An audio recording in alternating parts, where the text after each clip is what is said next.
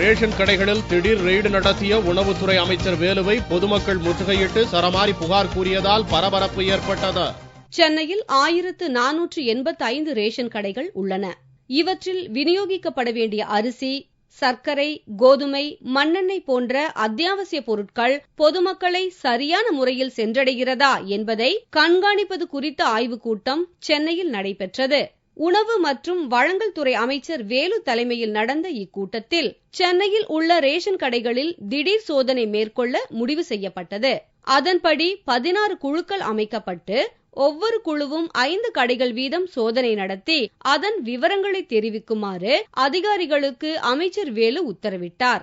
சென்னை பொறுத்தவரை வர கம்ப்ளைண்ட்ஸ் என்னன்னா, கடை குறிப்பிட்ட நேரத்தில் திறக்கல அப்படின்னு ஒரு கம்ப்ளைண்ட். இது ரூரல்ல வர்றதில்லை, நமக்கு சென்னையில் மாத்திரம் குறிப்பிட்ட நேரத்தில் கடையை திறக்க மாட்டாங்க, குறிப்பிட்ட நேரத்தில் அப்படின்னு ஒரு கம்ப்ளைண்ட் இருக்கு. அதை நீங்க கொஞ்சம் வெரிஃபிகேஷன் பண்ணணும்.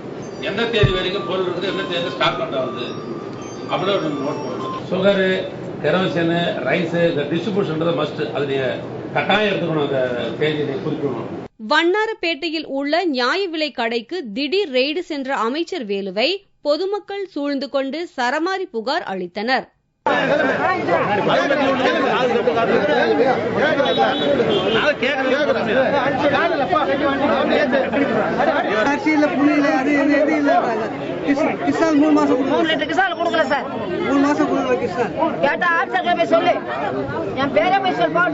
மாதத்தின் முதல் 10 நாட்களுக்கு மட்டுமே பொருட்கள் சரிவர வழங்கப்படுகிறது என்றும், பொருட்களின் எடையில் அதிகாரிகள் அதிகம் கமிஷன் அடிப்பதாகவும், மண்ணெண்ணெய் இருப்பில் இருந்தும் தர மறுப்பதாகவும் அமைச்சரிடம் பொதுமக்கள் குற்றம் சாட்டினர்.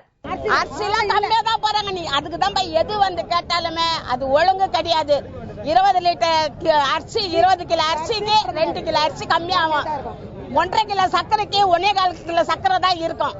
இந்த மாதிரி தான் நடந்துருக்குது. கேட்க வந்தமா வீட்டுல இருக்கிற ஆம்பளைங்க இருந்தா பிரச்சனை ஆகனு பொம்பளைங்க வாங்கிக்கிட்டு போயிடுறாங்க. எல்லாருமே அடியில விரல வைக்கிறதா தெரு ஃபுல்லா ஒரே கம்ப்ளைண்ட். விரல வைக்கும்போது சக்கரை வாங்கினாக்கா நான் 2 கிலோ சக்கரை வாங்கினா 1.5 கிலோ தான் இருக்கு அப்படி சொல்லிட்டு எல்லா மக்களுமே சொல்றாங்க. அதை இதெல்லாம் போக சிவில் சப்ளை துறை அமைச்சர் வந்திருக்காரு. அவர்கிட்ட முறையிட்டு இருக்கோம். இதுக்கு தகுந்த நடவடிக்கை எடுக்க சொல்லிட்டு போயிருக்காரு. எங்களுக்கு போலீஸ் நடவடிக்கை எடுத்து கொடுத்தா நல்லா இருக்கும்.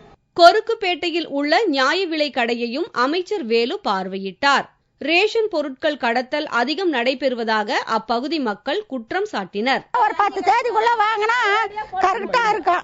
அந்த 10 தேதி மேல்பட்டு போயிடுச்சுன்னா எங்களுக்கு ரேஷன் வரல, எங்களுக்கு சரக்கு வரல, 5 கிலோ ஆக்கிடுறாங்க அரிசி விடும். பொதுமக்களுக்கு முறையாக பொருட்களை வழங்காத ஊழியர் மீது நடவடிக்கை எடுக்க அதிகாரிகளுக்கு அமைச்சர் வேலு உத்தரவிட்டார். ரெய்டுகளின் போதுதான் ஓட்டைகள் தெரியவரும். இந்த ஓட்டைகளை முற்றிலும் அடைப்பது எப்படி என்பதை அரசு ஆராய வேண்டும்.